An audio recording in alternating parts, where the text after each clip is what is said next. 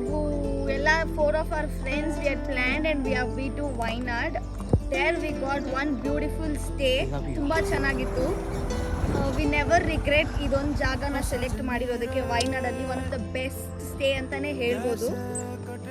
Main 3 reasons ಏನಕ್ಕಂದ್ರೆ one is great hospitality which they provided us for previous 3 days. ತುಂಬಾ ಚೆನ್ನಾಗಿ ನೋಡ್ಕೊಂಡಿದ್ದಾರೆ. ಅವ್ರ food ತುಂಬಾ ಚೆನ್ನಾಗಿದೆ. ಪ್ರಾಪರ್ಟಿ ಮಾತ್ರ ನೆಕ್ಸ್ಟ್ ಲೆವೆಲ್ ಅನ್ಕೊಳ್ಳಿ.